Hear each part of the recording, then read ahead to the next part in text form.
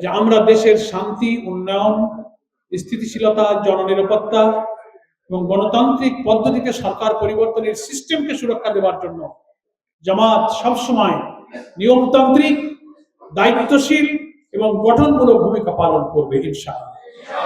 আমরা কোনো অনিয়মতান্ত্রিক, হটকারী পদ্ধতিতে, সহিংসতা, চরমপন্থার কোন পথকে ইসলামী পথ বলে মনে করি না। আমরা মনে করি দেশের জনগণ বিগত নির্বাচনে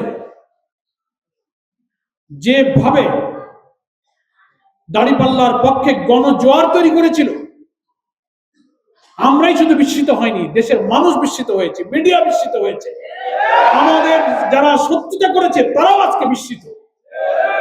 জামাত ইসলামীকে জনগণ এত ভোট দিল। নির্বাচনের দুদিন আগের থেকে রাজধানী ত্যাগ করে যারা ছুটি নিয়ে যার যার জেলায় গন্তব্যে যাচ্ছিল, ট্রেনের ছাদে, লঞ্চে, নৌকায়, বাসে, কি অভূতপূর্ব দৃশ্য যা বাংলাদেশে কোন নির্বাচন পূর্ব সময় পরিস্থিতি কেউ দেখেনি। দাঁড়িপাল্লার স্লোগানে মুখরিত করে তারা রাজধানী ঢাকা ত্যাগ করেছে নিজের গন্তব্যে যাওয়ার জন্য। আর ভোট কেন্দ্রগুলোতে অন্তত ভোটাররা শান্তিপূর্ণভাবে, ওভারঅল বড় ধরনের ঘটনা ছাড়া যেভাবে ভোটারের উপস্থিতি এবং দাঁড়িপাল্লার পক্ষে রায় আমরা দেখতে পাচ্ছিলাম। ভোট গণনা শুরু হলো, সারা দেশ থেকে ফলাফলে একের পর এক আমাদের আসনগুলোতে বিজয়ের খবর আসতে থাকলো। সব আপনারা জানেন, রাত 9টার পরে রহস্যজনক ভাবে মিডিয়াতে সেই ফলাফল বন্ধ করে দেওয়া হবে।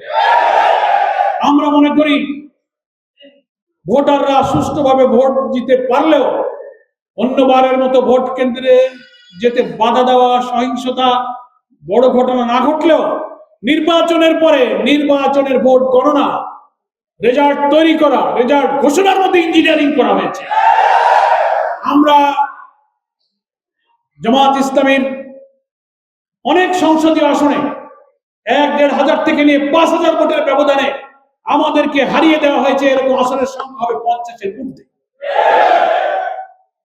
আমরা নির্বাচন কমিশনে রিটার্নিং অফিসারের কাছে আমরা আবেদন করেছি, বিধি অনুযায়ী আমরা যে নির্বাচন ট্রাইব্যুনাল গঠিত হয়েছে সেখানেও আমরা আমাদের এই অভিযোগগুলো নিয়ে ইনশাআল্লাহ আদালতে যাব। আমরা সেই সব আসনের ভোটের পুনঃগণনা, যে অনিয়ম, যে ইঞ্জিনিয়ারিং গুলো হয়েছে সেগুলোর নিরপেক্ষ তদন্ত করে ইনসাফপূর্ণ একটা সমাধানের জন্য আমরা আদালতে শরণাপন্ন হব ইনশাআল্লাহ। এজেন্টদেরকে বের করে দেওয়া হয়েছে। এজেন্টরা ভোট গণনা শেষ হওয়ার আগেই প্রিজাইডিং অফিসাররা অনেক এজেন্টের কাছ থেকে আগেই কাগজ স্বাক্ষর করে নিয়েছে। আমাদেরকে তারা এসে বলেছে অনেক ব্যস্ত হয়ে যাবো, শেষ বেলায় সময় হবে না, আপনারা আগে স্বাক্ষর করে দেন। অথচ এটার কোনো সুযোগ প্রিজাইডিং অফিসারের নাই।